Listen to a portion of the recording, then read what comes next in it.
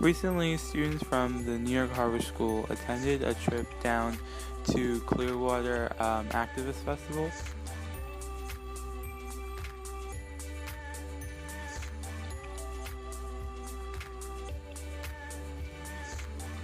We had watches. We had like night watches, so like during the middle of the night we wake up for like an hour and we just go like, do boat checks and everything again, log them, wake up the captain if anything will like change. That's pretty much.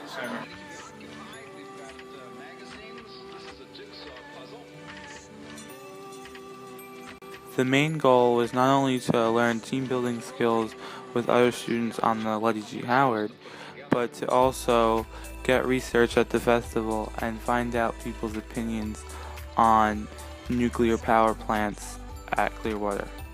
Overall, it was a very fun experience.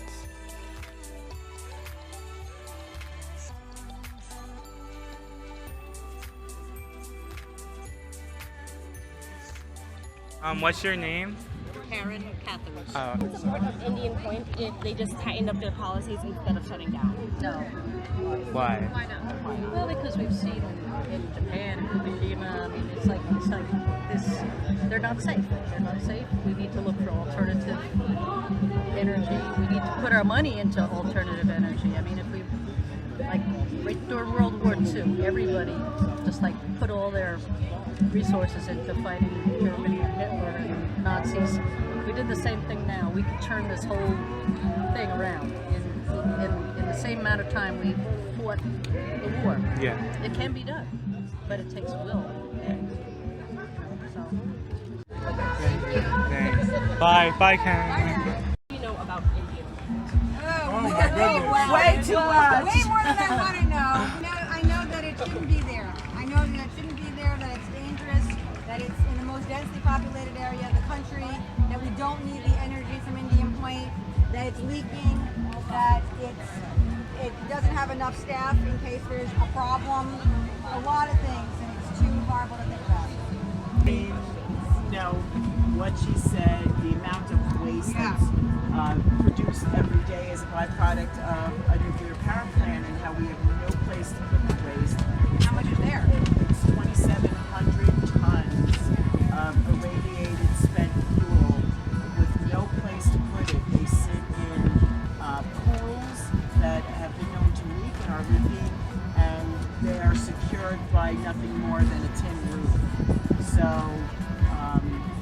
that's a big concern of mine. So if we can't do anything with the waste, and we can figure out another way to boil water, which is essentially what Indian Point does, we should be able to figure something out.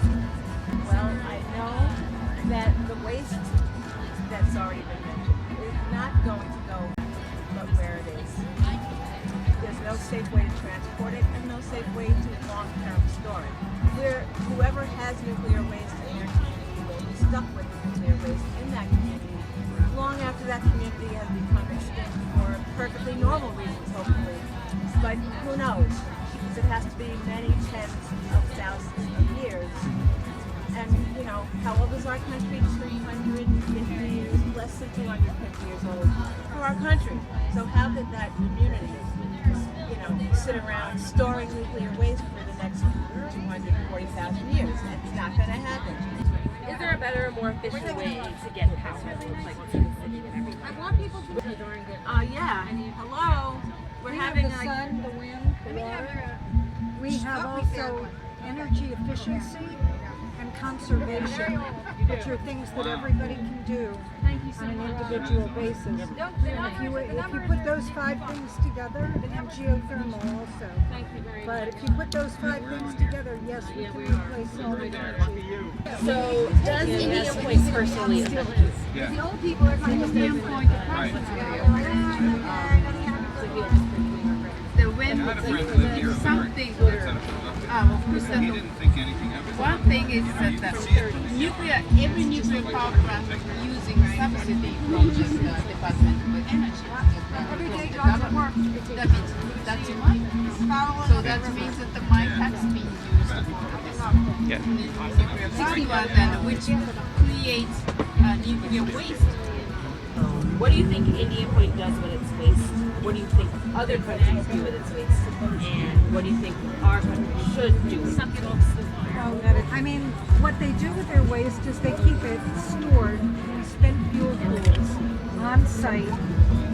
So the best solution is hardened on-site storage. They have dry cask storage, and that's better than the spent fuel pools. But hardened on-site storage is the best thing we can hope for now. It's a very, very, very bad problem. It's the biggest problem of the entire nuclear industry.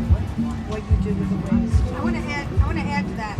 Countries like France may say that they are quote unquote recycling their waste and using it again, and that is not possible. They can take the waste and run it through one more time. But what happens is the waste that you wind up with then is even worse than the waste you started with. So yes, you can use it again, but you are coming out with double the problem or whatever more. It's even worse the second time. There's just no such thing as recycling the nuclear waste. It just doesn't exist. It's not possible. Thank you very much, guys. Thank you. The Lettie G. Howard trip for Harvard students was a really great experience.